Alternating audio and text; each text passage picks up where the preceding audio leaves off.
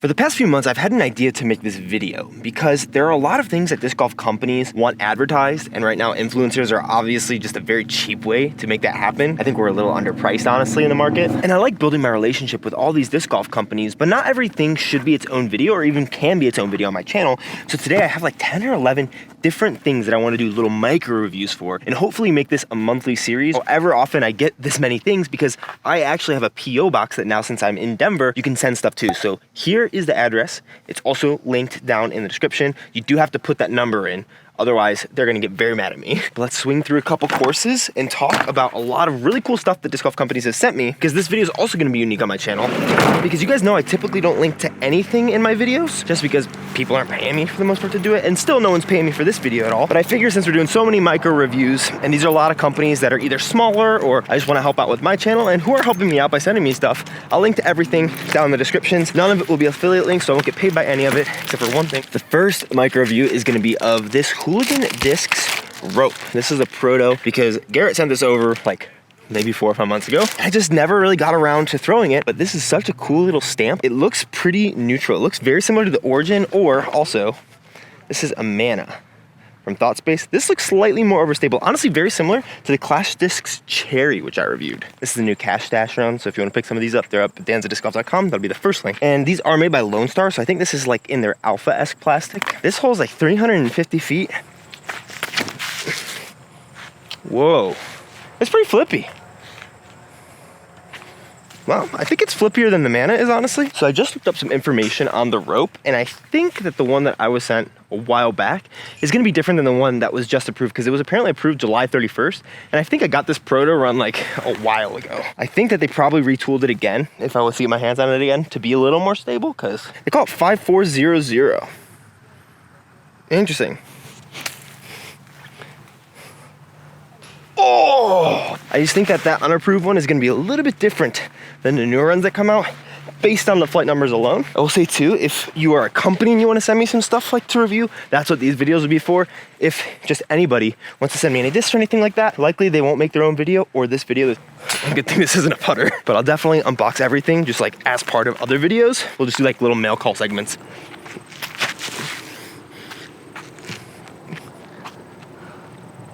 Okay, that thing goes, but I know Garrett watches a lot of these videos sometimes, so if you see a comment from Hooligan down there, he'll let you know if the new runs are a little more stable in that one or not. I'm gonna try to give this guy a little forehand rip. This honestly reminds me almost exactly of the flight of the flip that I had. The flip even was a little glidier because it was a little domier. So much hyzer. Oh my gosh. Oh my goodness gracious. I'm trying to throw the same shot with the Mana and it's gonna get next to the basket.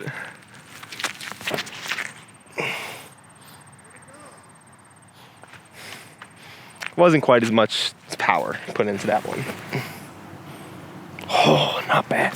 All right, you can see him down there. We got about 380 feet, I believe. I'd be happy to clear the road. This reminds me of the flip as well, where it seems like this is slightly larger diameter. I'm trying not to there, and you can definitely see. All right, we'll throw the Mana first as a baseline. Oh, it's never getting out of that. Okay, I'm honestly glad I threw that first.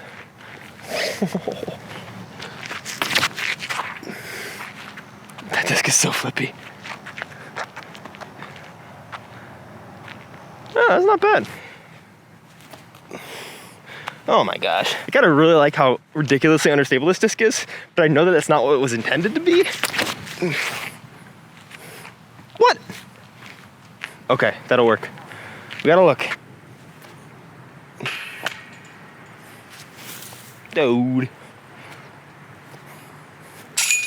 We're giving this rope one more shot, hole 1, the warm-up hole. We can birdie with it, gets the stamp of approval.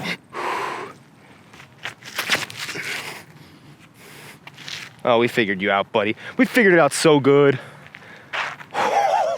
Okay, stamp of approval. That was beautiful, holy cow.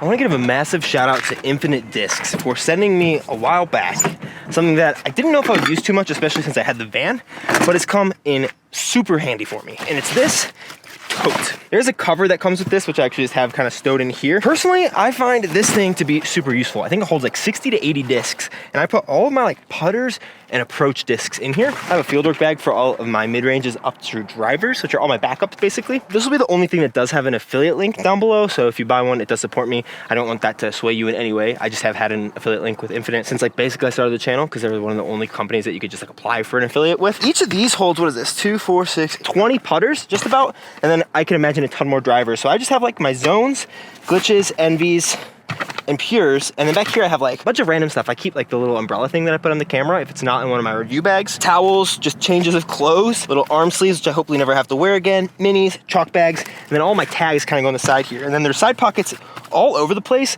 This is actually like surprisingly useful, and especially once I do downgrade from this van and get a car, I am going to be super grateful that they had sent one of these out to me. It does also have a cover so you can like close it if you don't want people seeing it in the back of your trunk. But yeah, they had sent this to me a while back. I'm gonna put a review on my second channel at some point. Done it a while back as well. I just never got around to actually posting it, so sorry about that, Infinite. But if you're looking for something to hold a ton of discs and be super useful, because this also has carrying handles, so you can just take it out to the field with you. But I'm just able to grab like 5 putters whenever I get somewhere early, go and putt, put them all back. Surprisingly, one of my favorite things that has been sent to me by a disc golf company in a while. Welcome to the first of 2 1-throw reviews. Technically gonna be 2-throw reviews because we have 2 of these discs. Prodigy sent out their new Archive mid-range 5502. When I unboxed it, I said it felt exactly like EMAC Truth. It seems a little slightly bit deeper, but they look very similar. These are gonna have a full video, which is why we're only giving them 1 throw each. Heard that they're pretty stable, like you can even forehand them. Doesn't seem like a mid that I would love to like chop over in a forehand, kind of like a Pathfinder, a little touchier. 337 feet down there. Start with the translucent, little gummier 400 plastic. Ooh, stable. Ooh, got out of that real fast. Okay, I didn't really think I juiced it that much because I wanted it to hold that turn, and it did not. 1 throw with the 500. We're gonna act like this one's a little more stable.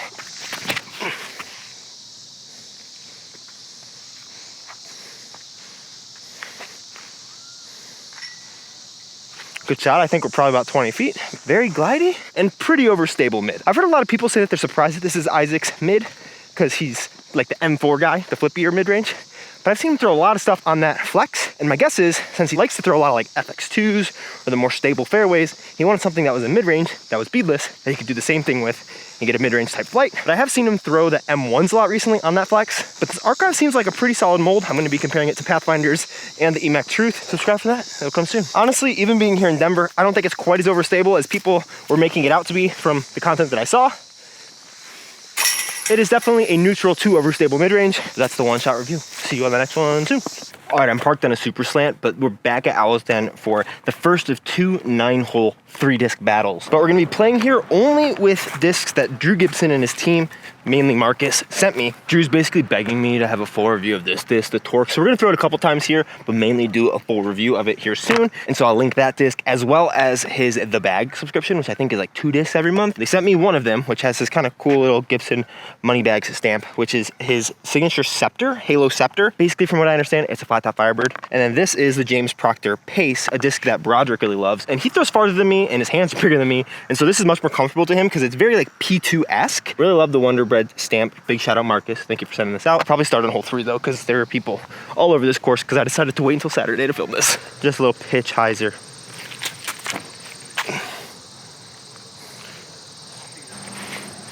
What can I say? Firebirds, I mean, Scepters are good. All right, hole 2 is right there. I think it's like right around 290-ish feet. We're gonna backhand this pace. Whoa.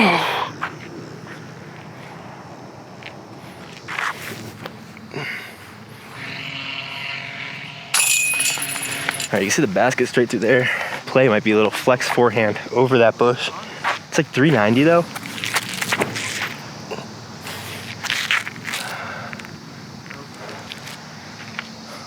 I parked the first basket, not quite fully juiced. I was a little scared of hitting some branches. That's a great layup right there, you know? Alrighty, Mando left of that tree, 388. You know, I think we're gonna try the back end of the Torque. Needs a lot of turn on the hand. Man, this is just too far for any of these, just for me. Okay, it's flying more like an 8-speed when you throw it like that instead of like on your baby forehand. That kind of goes, but it's very stable. That's pretty nice. Okay, let's see if I could have gotten the forehand there.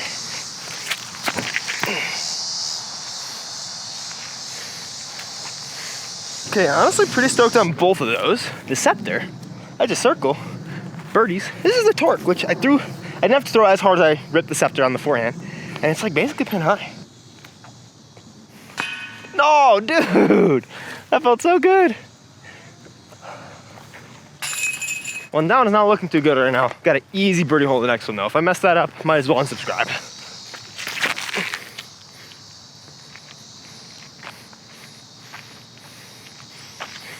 I told you, if I mess that up, you gotta unsubscribe. Thank you, Mr. Proctor. All right, 385 into a headwind. I feel like it's kind of like what the torque is built for, honestly. I'm gonna give it a pop of flex just because 385 with 7 or 8 speed for me is close to max.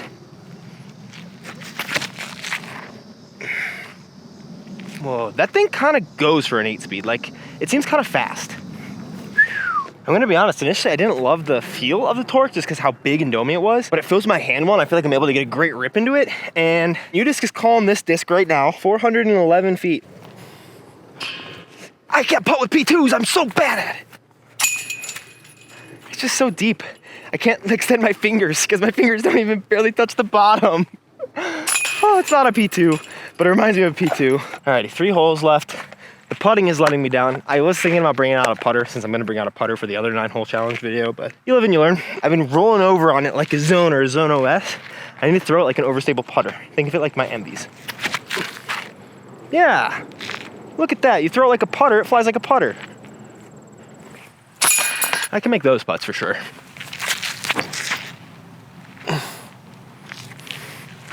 It's gonna be short.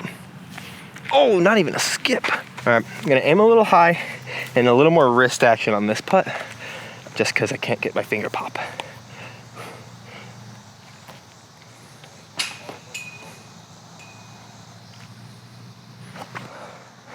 That might be my new putter, honestly. Straight ahead there, 349 feet. I think we're gonna try to backhand the torque.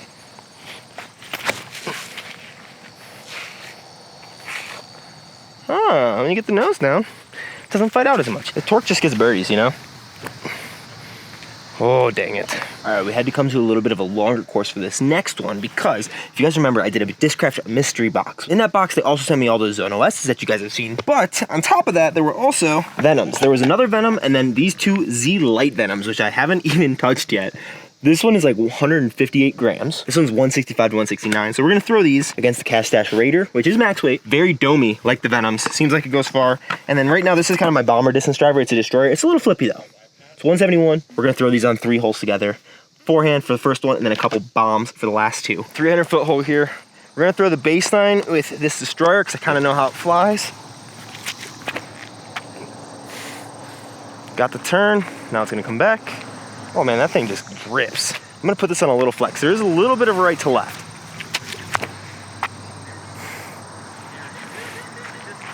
Go in.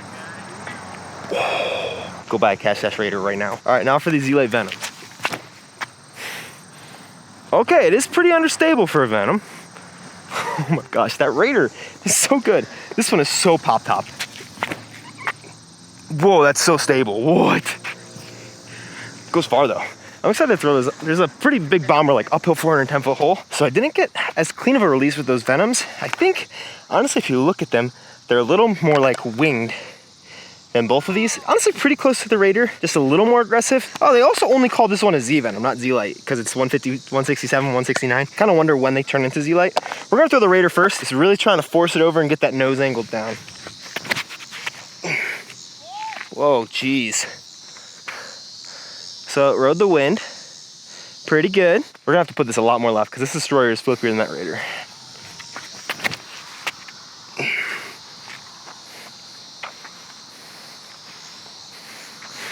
Perfect. Now time to see how stable these Venoms are. Honestly, I feel like that Raider line, even though these are lighter, I think these still kind of are super overstable. I'm not 100% sure, honestly. Kind of the Raider line there.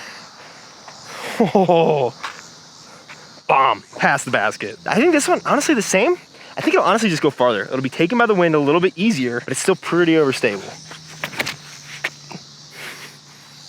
I don't think it's as overstable as that red one, actually. I think it's too light. Wow, that got there so fast, though. All right, so these all just kind of rip past the basket. Well, the pink one sucks.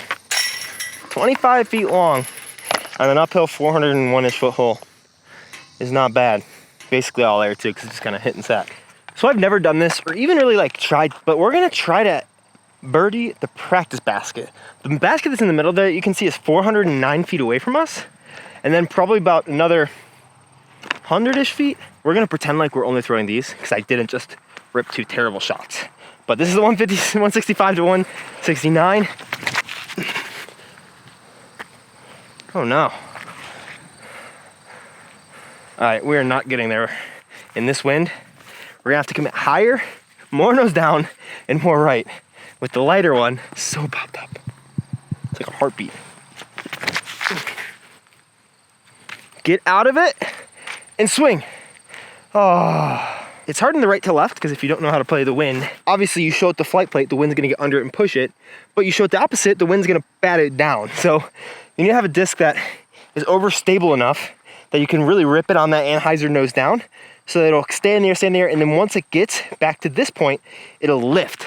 I was hoping that Venom would get there, but it seemed a little too light or just a little too beat down. But that's what the cash stash is made for.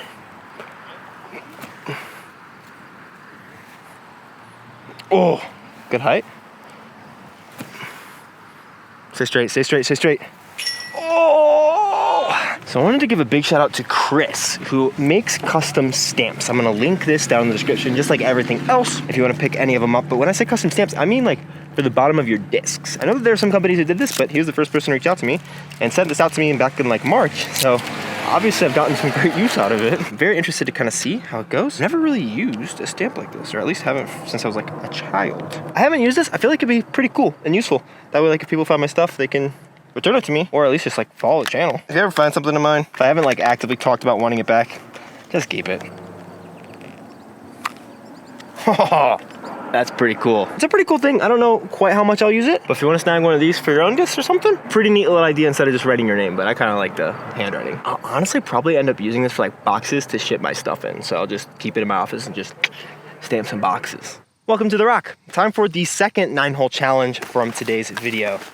This is a monthly box that was sent to me from Foundation that I was pretty worried about because as a part of their like influencer program, I guess, I was getting monthly boxes from them that were their subscription boxes. And I went on a road trip in May that was planning on being like 5 months long. Ended up only being 2 months. You guys probably already know that story. If you don't, go watch like 50 more videos on my channel. Appreciate you very much. Please subscribe. And they sent me this box like 2 days before I was leaving, and the estimated delivery date was the day after I was supposed to be gone. And so this was sitting in my apartment's like mailroom for months. If I remember correctly, this is like the March box called the Bird box. Looks like a custom Halo Firebird. Hunter, you're gonna have to tell me how you do these custom Halo runs, because from my understanding, you can't do these. This one is super domey, so even more different than that Scepter, this is a little domier. Big Z Raptor, which I'm super excited for. I really like how the Raptor feels. And then a disc that we did not really get along with too well when we first started on the channel, which is the Grackle, Sublime Grackle. We shot 3 down with the box from Marcus over at Finish Line. See if we can shoot 4 or better with these. I think this will be a little easier, honestly, because I'm a little more familiar with these, but I'm gonna be putting with my normal putting putter, so we can count it as cheating. Should be an easy birdie.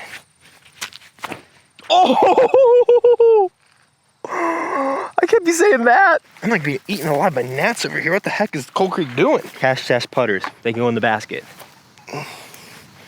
Also, I know I'm only like putting the pures. I do have wardens and judges as well, if you didn't check out yesterday's video. All in basically the zero medium, AKA classic blend. We're gonna throw the Sublime Grackle. The main thing I remember not liking about this is it slipped out of my hands a little bit.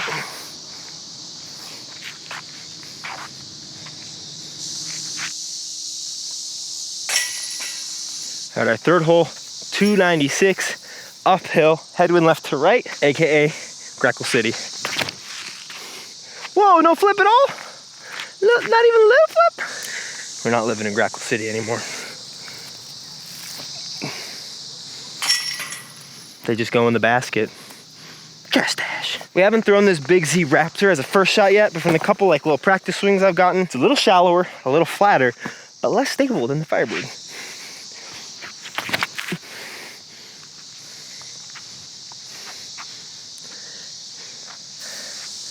Ooh.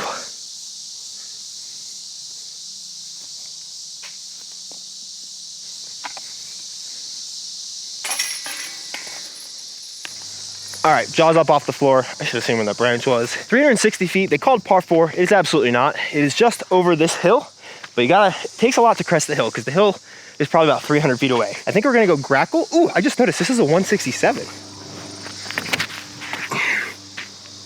Oh, way too straight. Okay, we got over the hill.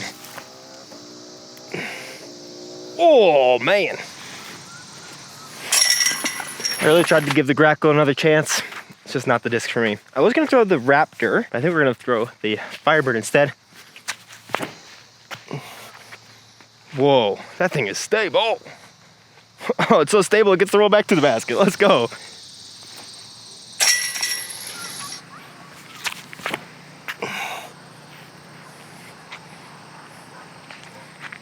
Sit. That got a full flight skip. Taking the Grackle out of timeout because I feel like it's just the perfect little pushing hyzer. It's pretty stable. Kind of as stable as a Vodum, I found.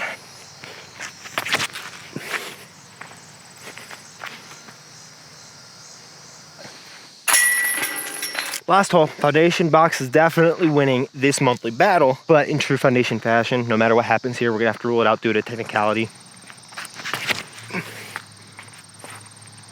That was some slippage. Sit. Technicalities. What are you gonna do? Alrighty, time for another one throw review. Today with something that Discmania sent me out. First off, the Jolly Rancher, obviously. I actually kind of need this. I have not eaten a lot since I've been filming all these. But they sent out a nice Vanguard. This is also gonna get its own video, which is why it's only a one-shot review. Clean little black stamp. Shout out Kyle Klein, his signature series. And I was chilling with him a little bit, and they were saying that it's a little bit of a like slower, more beat-in PD. And then I heard Apollo Disc Golf say that it's like a straighter Thunderbird, whereas the Honor is a more overstable Thunderbird. So we're gonna compare it to the Honor. We'll bring out the CD1 as well, and the feedback from Prodigy, because I think that this will probably fly pretty similar to that. It doesn't look crazy stable, and it doesn't have like a beat at the edge. Seems like it'll probably be a little faster than the Honor, at least like have less hookup. Slightly uphill, 345 feet. We're gonna throw this on a turnover. Oh, it does have some turn. Oh! All right, it's what I think it is. This Vanguard seems like it rips, and out of my hand I was like, oh, it's perfect. And then it got like that little bit of extra turn that you might have seen, which kind of surprised me. All right, I saved like the weirdest one for last, at least weirdest to me.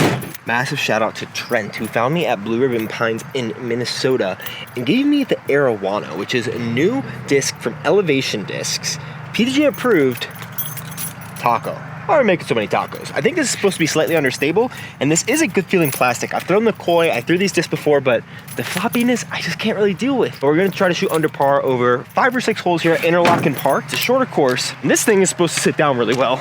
So hopefully we don't throw it in the river. I got beef with you, boy. Hole 1, 180, straight ahead there. I think it's gonna be a hyzer flip guy. Don't wanna go OB in the sidewalk. Oh, it's so weird, I hate it.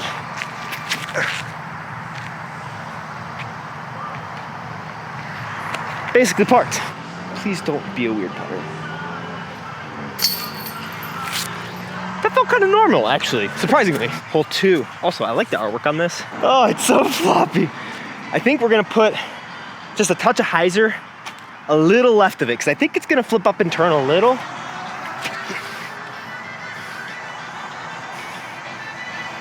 That'll work. It's pretty stable. What are the numbers? I thought, oh, that's my lens cap. I should make lens cap minis. That'd be pretty cool. Elevation Arowana. Yeah, 3.3 -1.2. 3.3 -1.2 are weird flight numbers for putters. You typically don't see like a negative and then a 2. I don't know if I would give that those numbers. I'd say it's like pretty point and shoot, honestly.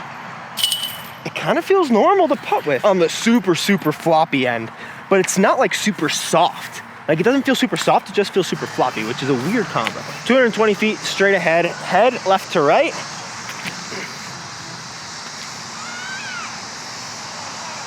Yeah, I definitely would say it's not a -1.2, 3.0.5 or something like that. Little Arowana magic. That feels surprisingly great to putt with. Alrighty, here's the moment of truth. 279 feet to the basket. Ah, man, I kind of want to throw it on a hyzer straight at it, just in case when I throw it this hard, it gets up and drift.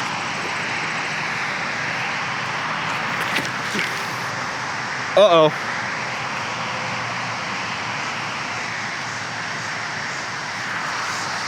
Uh-oh. Now I see the -1.2. Wow, it has to get up to a pretty high speed. Way more understable than I thought. We'll see if it's on the bottom. Whew, chilly. Yeah, I don't even see anything it could have hit on. Got a little collection point down here. Oh, did I just step on it here? No, it's just a destroyer. They gotta put like a little gate here. It's officially gone forever, and I actually liked it. But I did find this pop-top Star Destroyer. Someone's number on it, kind of. We're gonna text him and try to get it back to him. Shout out Brian for losing it. But first we're gonna give it a rip and see if it's a good destroyer. All right, the T-pad that's up there is like 260, a Penn Star DS. Hopefully they don't want it back, as long as it's good. Into a head.